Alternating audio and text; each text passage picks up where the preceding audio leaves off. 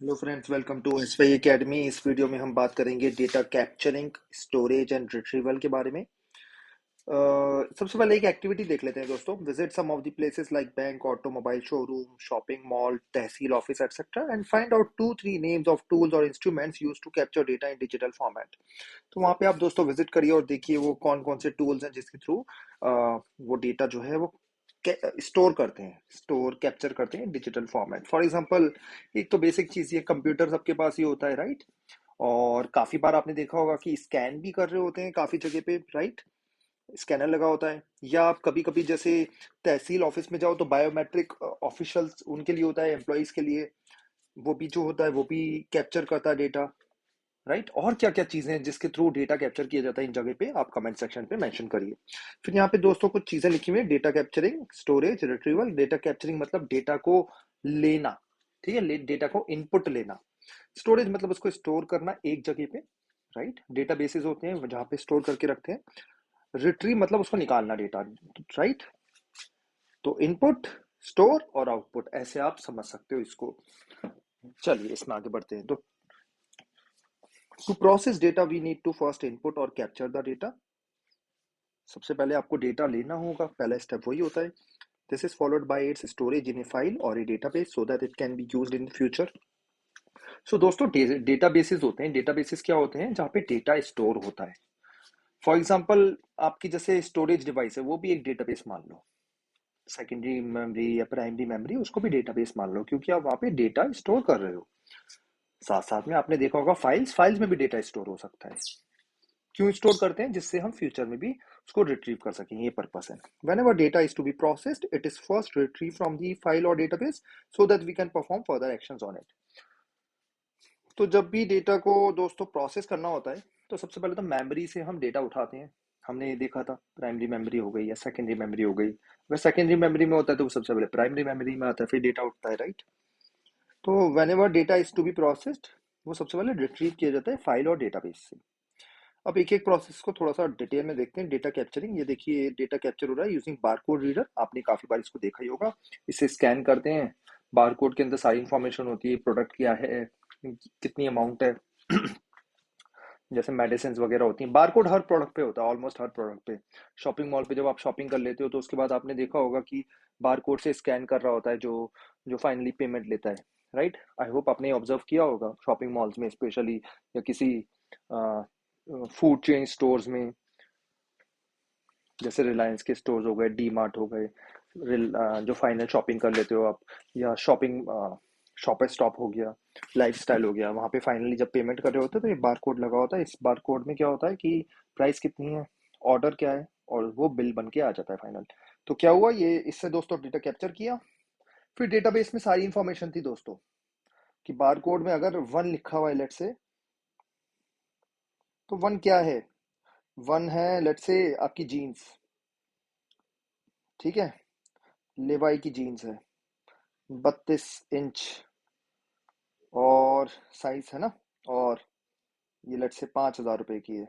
ये सारी इंफॉर्मेशन आ गई। तो सिर्फ आपने डेटा कैप्चर क्या किया 1, और उससे इंफॉर्मेशन ये डीबी से आ गई, डेटाबेस से, और फिर रिट्रीव कर क्या किया आपने, आउटपुट रिट्रीव कर दिया, बिल बन के आ गया, राइट? तो ये पूरी प्रोसेस चली। काफी इंपॉर्टेंट प्रोसेस है। जब ऐसा आप समझ ही सकते हो, पूरे आईटी वर्ल्ड में सभी चीजें चल रही हैं। तो देखते हैं कि process data capturing, it involves the processing of gathering data from different sources in digital form. तो प्रोसेस को गैदर करना, वही डेटा कैप्चरिंग है। डेटा कैप्चरिंग मतलब इनपुट लेना। दिस कैप्चरिंग में very from simple instruments like keyboard से आप ले सकते हो, बारकोड रीडर से आप ले सकते हो, used eight shopping mall outlets. Comments, आपने जैसे कमेंट्स डाले कहीं पे यूट्यूब पे, या जैसे कमेंट डाले हो आप इस वीडियो के नीचे, कमेंट जो भी डालोगे दोस्तों वो डेटा कैप्चर हो गया, स्टोर हो गया। कहाँ पे स्टोर हो गया? यूट्यूब के डेटाबेस में, राइट? और पोस्ट ओवर सोशल मीडिया, जो भी आप पोस्ट कर रहे हो, या remote sensors on an earth orbiting satellite. तो रिमोट सेंसिंग सैटेलाइट जो होती है, जो अर्थ के अराउंड घूम रही है, वो सारा डेटा कैप्चर कर रही है दोस्तों। डेटा कैप्चर कर रही है कि जैसे यूक्रेन में अभी अटैक हो रहा है, तो सब डेटा कैप्चर हो रहा है सैटेलाइट्स के थ्रू। अच्छा अच्छा, यहाँ यहाँ अटैक हो गया, ये डिस्ट्रॉय हो गया। और उन्हीं सैटेलाइट्स के थ्रू रशिया भी अटैक कर रहा है, राइट? कि किस जगह पे पिन पॉइंट करके अटैक करना है।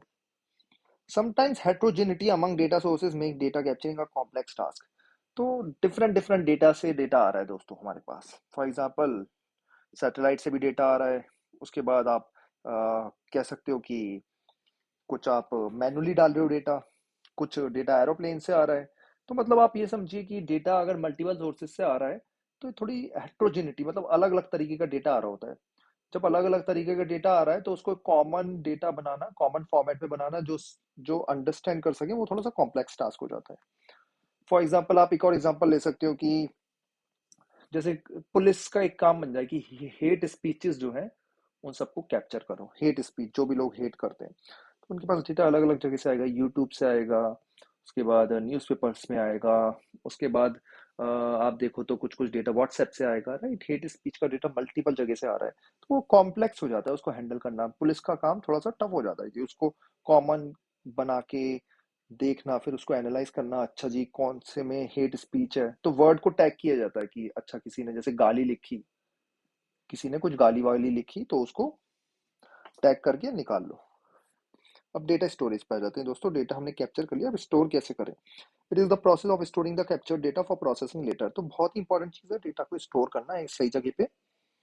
स्ट्रक्चर्ड डेटा हो सकता है, अनस्ट्रक्चर्ड डेटा या सेमी स्ट्रक्चर्ड, उसके बेसिस पे हम डिफरेंट डिफरेंट जगह पे स्टोर करते हैं। नाउ अडेज data is being produced at very high rate and therefore data storage has become a challenging task. तो डेटा बहुत ज्यादा बन रहा है दोस्तों। यूट्यूब पे वीडियोस अपलोड पे अपलोड हो जा रही हैं, जस्ट इमेजिन उस पे कमेंट्स आते जा रहे हैं, कितना सारा डेटा है। However the decrease in the cost of digital storage devices has helped in simplifying this task. एक जो चीज अच्छी होती जा रही है, ये जो स्टोरेज डिवाइसेस हैं, इनकी कॉस्ट बहुत ज्यादा कम हो गई, बहुत ज्यादा कम, राइट। मतलब 1 MB डेटा स्टोर करने के लिए आप कह सकते हो कि 10 रुपए से भी कम कॉस्ट। ठीक है, 1 MB डेटा स्टोर करने के लिए 10 रुपए से भी कम कॉस्ट। तो कॉस्ट बहुत ज़्यादा कम हो गई है, अमेजोन की सर्विसेज आ गई हैं, तो बहुत ज़्यादा कम कॉस्ट है। एंड कॉस्ट कम होती जा रही है, तो एक ये अच्छी चीज़ हो रही है। There are numerous digital storage devices available in the market like as shown in figure 1.7। तो 1.7 में काफ़ी सारे स्टोरेज डिवाइसेज अवेलेबल थे, जो हमने, ये वही है फिगर कि different different storage devices, secondary storage devices जो है, डिस्क में आप स्टोर कर सकते हो, एसएसडी में स्टोर कर सकते हो, एचडीडी में कर सकते हो, पेन ड्राइव में भी कर सकते हो। Data keeps on increasing with time, ये भी बात है, डेटा इंक्रीज पे इंक्रीज होता जाता है, तो बड़ी प्रॉब्लम हो जाती है कि डेटा को मैनेज कैसे करें। टेराबाइट्स में डेटा, पेटाबाइट्स में डेटा, एक्साबाइट्स, कितना कैसे मैनेज करें। तो इंजीनियर्स के लिए एक बहुत बड़ा चैलेंज रहता है। Hence the storage devices also required to be upgraded periodically. For example, आपने डेटा दोस्तों स्टोर कर लिया और 1 गीगाबाइट तक कुछ नहीं हुआ, 1 टेराबाइट तक कुछ नहीं हुआ, इसके बाद दोस्तों प्रॉब्लम आना शुरू हो जाएंगी। तो आपको क्या करना पड़ेगा, आपको ना अपना डेटा डिवाइड करके रखना पड़ेगा, 1 TB 1 TB में डिवाइड करके। तो डेटा ये अपग्रेड होता जा रहा है ना, क्योंकि डेटा दोस्तों, सारा डेटा एक जगह पे आप रख नहीं सकते, क्योंकि सब डेटा अगर एक जगह रखोगे तो उसे निकालना बहुत मुश्किल होगा। समझ पा रहे हो ना, डेटा सिर्फ रखना ही तो ना होता है, उसको निकालना भी होता है, उसको पढ़ना भी होता है। जैसे आपकी फाइल है, फाइल जब छोटी होती है तो वो जल्दी खुल जाती है, फाइल जब बहुत बड़ी हो जाती है तो उसको खोलना मुश्किल हो जाता है। तो उसमें सजेशन क्या रहते हैं, स्मॉल स्मॉल फाइल्स बनाओ। तो यहीं पे ये वही वर्ड लिखा है कि डेटा जो है आपका, ये डेटा स्टोरेज डिवाइसेस जो है वो पीरियोडिकली अपडेट होते रहने चाहिए। In large organisations computers with larger and faster storage are called as data servers and they are deployed to store vast amount of data.